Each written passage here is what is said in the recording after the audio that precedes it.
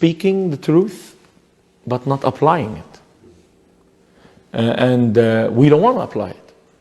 We think that it's enough to tell people the gospel. That's not true. Because this is not what Jesus did.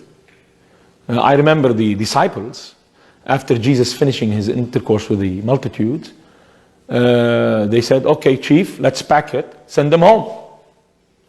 And Jesus said, send them where home? These people are hungry, they want to eat. But you told them the message, you told them the gospel. Why should we feed them? Let them go home.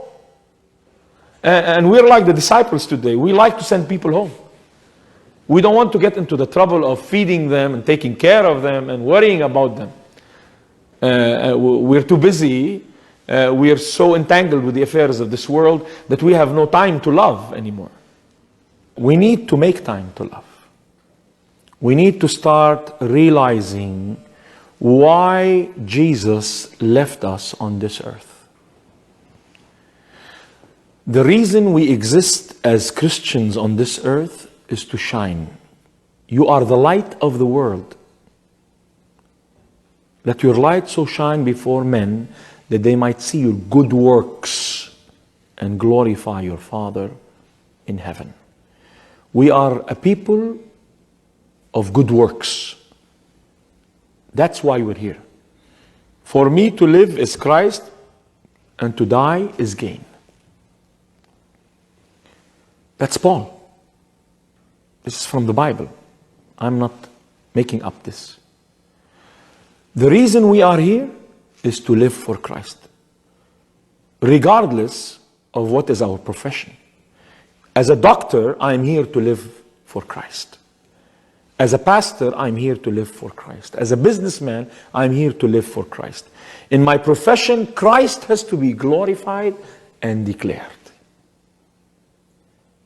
That's why I'm here. I'm not here to accumulate wealth. I'm not here to earn degrees. I'm not here to do any of these things. Today in the Middle East, it's open doors. The Muslim world is in despair. The brothers are killing each other. Young people are helpless and hopeless. They are looking for an alternative. The alternative is not there because we are afraid. We need to start bringing the alternative home to them. We need to go. We need to start invading the Middle East with love, not with cruise missiles. We need to erect lighthouses for Jesus Christ. And that's what I am in. We started in Tyre, now we're moving to Jordan, and to every place we can, we are going to erect a lighthouse for Jesus Christ.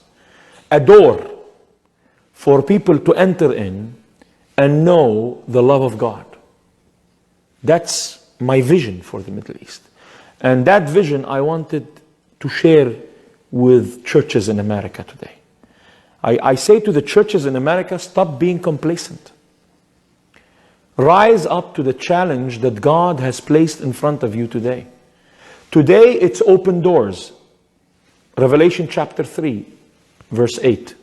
Behold, I have set before you an open door, which no man will shut. And it's interesting that God set open doors in front of the church of Philadelphia. The word Philadelphia means brotherly love. It takes love to take advantage of open doors. No love, no open doors. I call on all brothers in America and churches to love the Muslims everywhere. Not to argue with them. Not to do apologetics or go into Islamics or try to find... There is nothing common between us and them except that we're human. And we have to get that message across to them.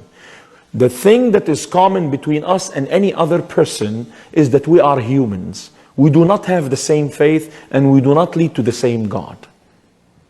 Our God is a living God, is a holy God, is a righteous God who loves all people. That's the message that we can get across.